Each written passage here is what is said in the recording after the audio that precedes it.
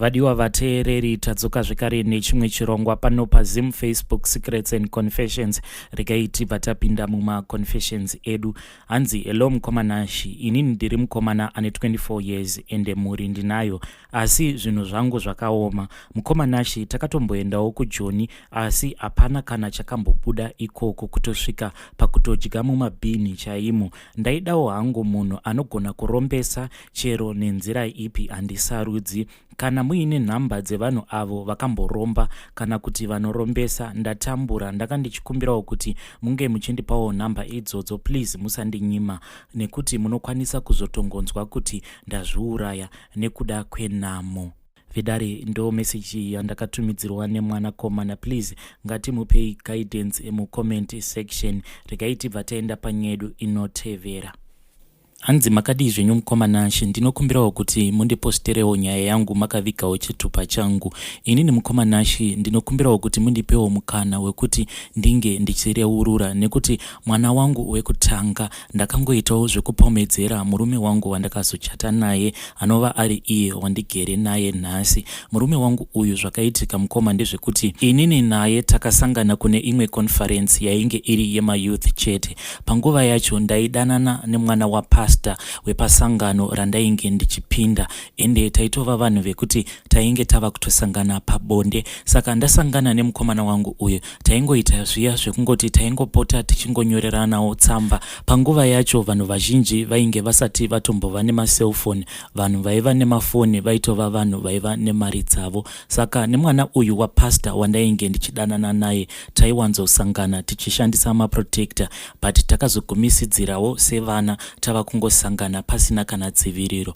ndokubva ndabatira pamuviri. Saka pandakabatira pamuviri, vabereki vangu vakabva vandibvunza kuti nhumbu yacho iyi ndainge ndaipiwa nani. Ndokubva ndavaudza kuti nhumbu ndainge ndapiwa nemwana wamufundisi, ende murume uyu mukomana Shi ndiye akatondibvisa umhandara hwangu. Ndo zvimwe zvezvinhu zvekuti zvinopota zvichimbondiafecta sometimes, nekuti dzimwe nguva ndinotopedzisira ndava kutoshaya mafeelings nemurume wangu wandigere naye. Handizivi kuti ndo zvinoitika kuvanhukadzi vose. Ndanga ndichikumbirawo kuti mundibvunzirewo ipapo kana kuti zvinhu here zvekuti zvingoriwo mupfungwa dzangu, kana kuti heartbreak yandakapiwa nemukomana uyu inoramba ichingoita kuti ndirambe ndichingomufunga, nekuti pandakazopinda mumarriage handikwanise kuti ndinge ndichienjoya bonde nemurume wangu kana ndisina kutopinza mukomana uyu akandibvisa umhandara. Handizivi kuti pfungwa idzodzo mukoma ndingadzibvisa sei, nekuti murume wandigere naye hapana kana chinhu chekuti ndingati ndinokwanisa kumupomera.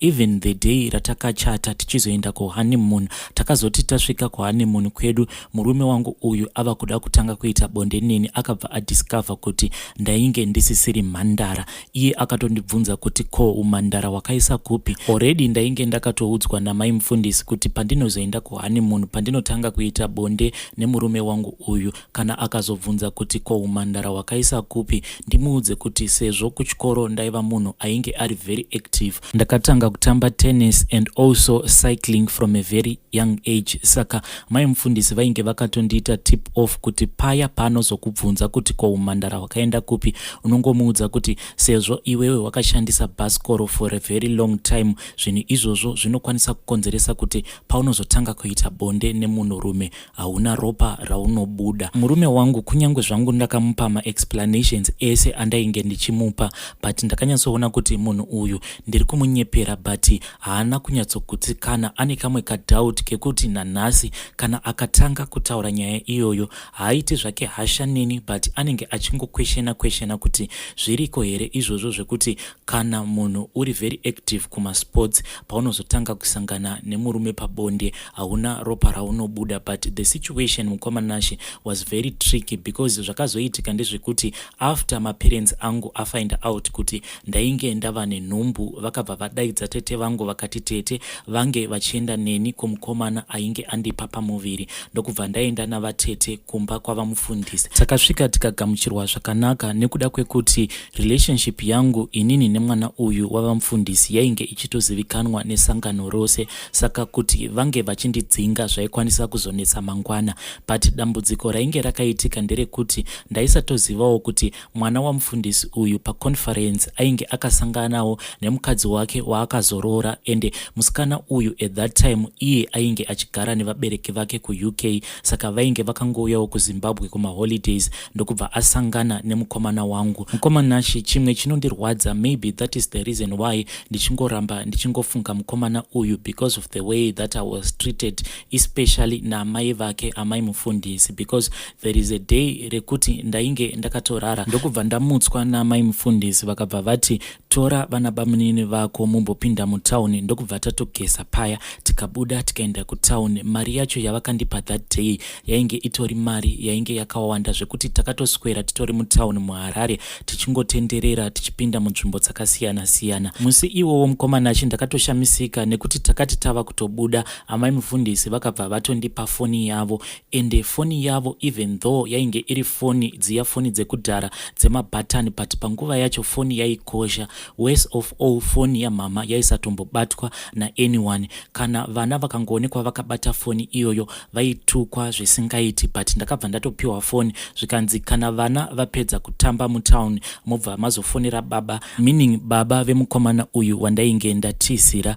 Bitterness yandinayo mukomanashi ndeyekuti ndakati ndava kuda kubuda, then musikana uya akabva asvika nevabereki vake, and ainge atori natete vake, and it never rang any bell mumind mangu, because ndini ndakatosiya ndatovasetera madrinks nemabiscuits, and amai mufundisi vaitonditiwo mwana zviya zvekungonziwo mwana wesangano. Family yacho ndakangoitarisawo, and I think that is the reason why inini ndakabva ndangobviswawo paground, because that family yairakidza kuti vanhu vaivawo nezvimari zvavo, and they were so classy, and comparing nekufamily wo kwandinobva, I think that is the reason why ndakabva ndangobviswawo paground. Bitterness yandinayo mumwoyo mangu mukomanashi handizivi kuti ichazosvikawo here zuva rekuti inozonzi yapera, because ndine nguva dzekuti kana ndikatanga kufunga zvese zvandakaitwa nefamily iyi mwoyo wangu unotanga kurwadza. Munoziva mukomanashi, vanhu ava vakasvika pastage yekuti vaita kukontrola pfungwa dzangu, vachikontrola maactions angu, nekuti taiti kana tisiri kuchechi inini nemukomana wangu tinenge tichitorarama as a husband and wife, tainge tichitogara muspare room make, and ivo amai mufundisi vaitonditi murora, kunyangwe baba vemukomana wangu vaitoti murora kwandiri.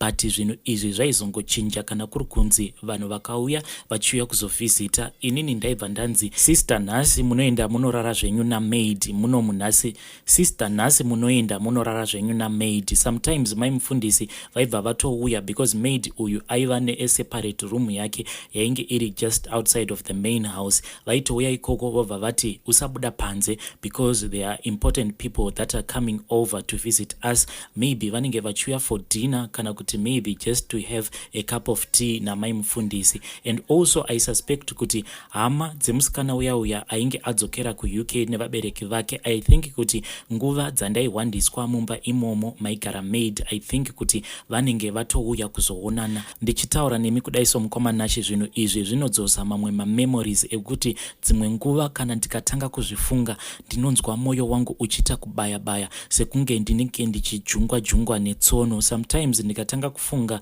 let's say kana ndakamira, ndinotonzwa kuti mumabvi mangu umu ndinenge ndisisina kana simba, ndinozotoita zvekutsvanziridza kana kumadziro kuti ndikwanise kugara pasi. I think nditori munhu wekutoti ndatova nedambudziko rekuti kana ndikangofunga nyaya iyi mukomanashi inondirwadza, the bitterness is just too much, nekuti ndakati ndakagara pamba ipapo, I think ndakangogara pamba ipapo 1.5 months, nekuti ndakaendeswa pamba ipapo I was 1 month pregnant, ndo vabereki vangu pavakafind out kuti ndainge ndamitiswa, because mimba yacho yaisada kana kumbonzwa munhuwi wenyama. Saka ndaingoti musi watinenge tichibika nyama ndaibva ndatanga kurutsa, amai vangu vakabva vatoziva kuti ndainge ndabatira pamuviri. Saka ndakaendeswa mimba yangu, it was around 1 month, and ndikazongogara pamba ipapo for only maybe half a month.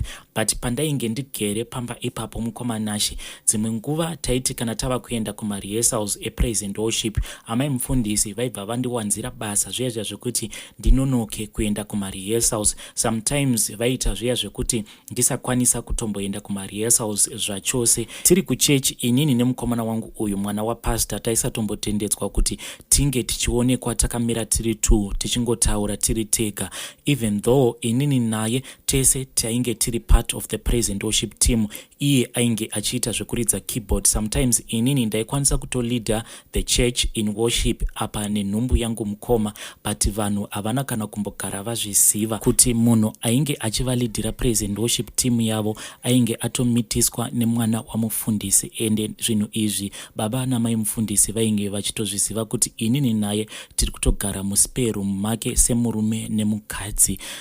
Haiti crying. Mukomanashi, kana ndikakuudzai kuti zuva remuchato wangu parakazosvika, zuva iroro ndakachema zvandainge ndisati ndakamboita. Vanhu vaitongofungidzira kuti munhu uyu ari kuchemera kufara zviya zvekufarira muchato, but ndainge ndichitorwadziwa. Ndaiti kana ndikatarisa murume wangu ainge ari mukomana wangu at that time wandakazochata naye, ndobva ndatarisa mwana wamufundisi, mwoyo wangu waibva watanga kurwadza kuti right now ndine nhumbu yemwana wamufundisi, but ndiri kuchata neumwe mukomana. And the worst part about it ndeye kuti mukomana uya wandainge ndakasangana naye payouth conference, iye akabva adzokerawo kugwere kwavo face to face. Tainge tisina kuzosangana zvekare, taingocommunicata through tsamba, but kubva zvandainge ndakazotizira mwana wamufundisi handina kana kuzombomucontacta. Amenowo kuti kamwe kahanzvadzi kangu kakafungei, because pane day raakauya kuzondiona ndokubva auya nebhegi rainge riine tsamba nemamwewo mabooks angu, manovels angu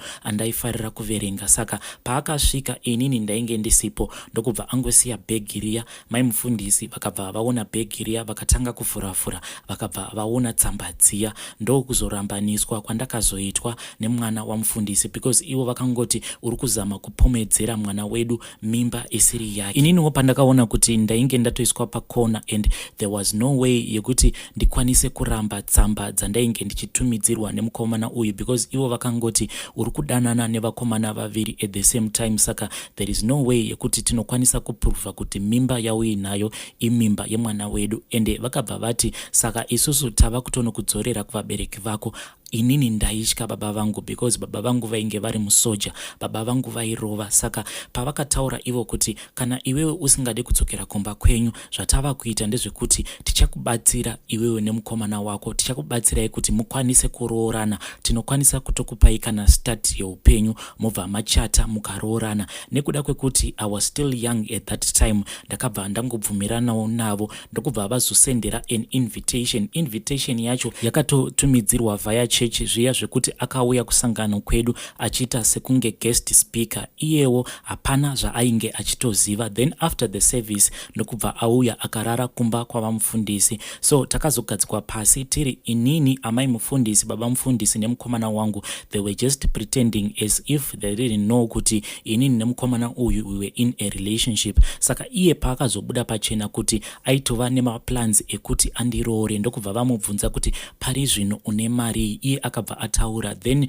vakabva vati vanokwanisa kuzoita a fundraising yekuti vamuwedzere mari, also mari yekuti tiorganize wedding yedu. Mukomanashi, ndingangoti marriage yangu it was just an arranged marriage. Ndakangogara pasofa ipapo ndaitoda kuburitsa misodzi, but ndakangoramba ndichingozvicontrola even though ndainge ndichiri mwana mudiki. But ndakatoona kuti zvinhu zvandava kuitiswa apapa, vanhu ava vari kumhanyidzana nenguva, because pakabva patosetwa madates, and madates acho akasetwa ainge ari madates epadhuze dhuze, ende vaida kuti ndichate mimba yangu isati yava kutombooneka. So the way yavakazoita, vakazondidzosera kuvabereki vangu, ende vakashandisa proof yetsamba dziya kuti hatikwanise kuaccepta kuti mimba ine mwana wenyu imimba yemwana wedu. Ende mwana uyu wamufundisi vakabva vatomubvisa panzvimbo zviya zvekungomubvisa ndisina kana communication naye, handina kana kumbogara ndawanawo closure, ende kuti ndinge ndichibvunzawo side rake kuti how does he feel about the whole thing.